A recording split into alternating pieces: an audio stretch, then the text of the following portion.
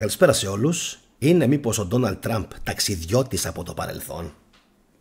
Είναι δυνατόν να έχει ταξιδέψει ο Τραμπ από το παρελθόν στην εποχή μας? Μιας και παίζει αυτή την εποχή και η σειρά Outlander, όπου υπάρχει ταξίδι στο χρόνο, τελικά μήπως δεν θα έπρεπε να αποκλείουμε τίποτα?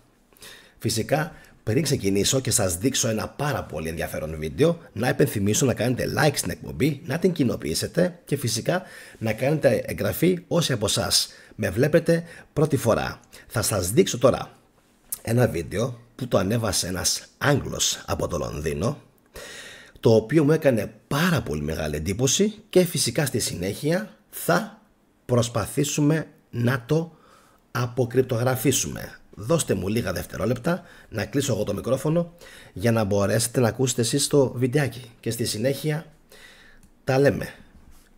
2 δεύτερα.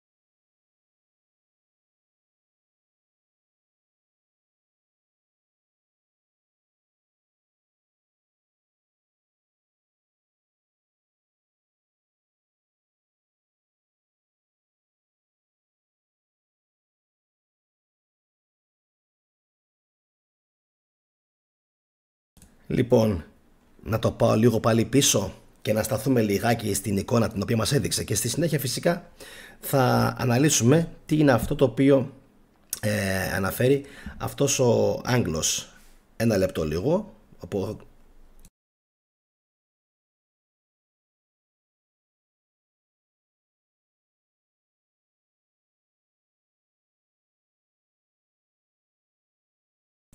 Τέλεια.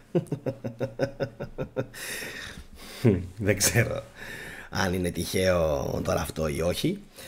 Αρχικά να σας πω ότι ο άνθρωπος λέει ότι βρίσκεται στην οδό η οποία φέρει την ονομασία στο Λονδίνο, οδός του Τραμπ. Και αυτή η οδός έτσι συνεχίζεται και λίγο μετά γίνεται οδός Ρωσίας. Και λέει τώρα, εγώ λέει δεν είμαι οπαδός θεωριών συνωμοσίας και το καθεξής, αλλά λέει αυτό δεν είναι πραγματικά, ας πούμε, απίστευτο πώς μπορεί να συμβαίνει αυτό το πράγμα, ρε παιδί μου, τώρα στο Λονδίνο όλος τυχαίως να υπάρχει οδός Τραμπ και στη συνέχεια να υπάρχει οδός που λέγεται οδός Ρωσίας και φυσικά υπάρχει κάτω από το βίντεο καταιγισμός σχολείων και φυσικά οι περισσότεροι αναφέρουν ένα χειρόγραφο βιβλίο, το κατέβασα ήδη εγώ.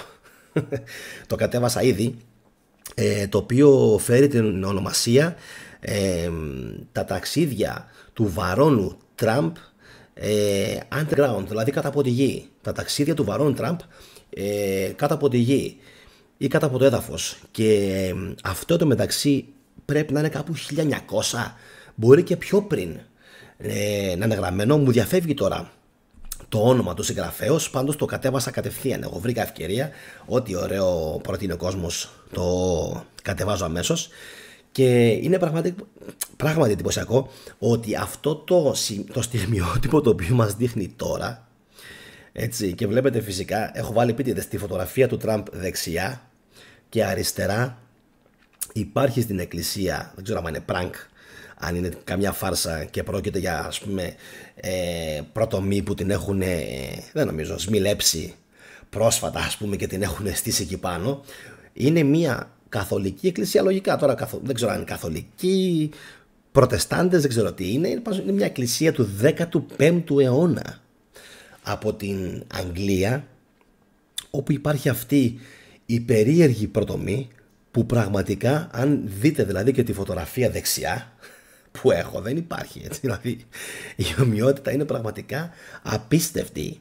Και αυτό είναι ακριβώς που λέει και αυτός ο άνθρωπος, ότι εγώ δεν είμαι, λέει, κάποιος οπαδός, ας πούμε, θεωριών συνωμοσίας και το καθεξής, αλλά λέει δείτε, ας πούμε, αυτές τις δύο έτσι πολύ μικρούλες συμπτώσεις και πείτε μου τελικά εσείς τι είναι αυτό που πιστεύετε. Και φυσικά στα σχόλια από κάτω γράφουν όλοι ότι μπροστά από εκεί που είσαι εσύ με το ποδήλατο, στον άνθρωπο που μιλάει, είναι παρκαρισμένη μια Τέσλα.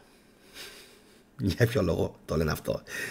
Έτσι, γιατί ο ιδιοκτήτης της Τέσλα, έτσι, ο Elon Musk, ήταν αυτός ο οποίος ήταν ο μέγας χορηγός του Donald Trump και κέρδισε κάπως έτσι τις εκλογές πριν από λίγο καιρό. Και φυσικά αυτές τις μέρες τώρα, όσον ούπο, θα γίνει και η ορκομοσία του Donald Trump και όλος ο πλανήτης βασικά, έτσι, ελπίζει ότι τα πράγματα θα πάνε τουλάχιστον έστω και λίγο από το καλό στο καλύτερο.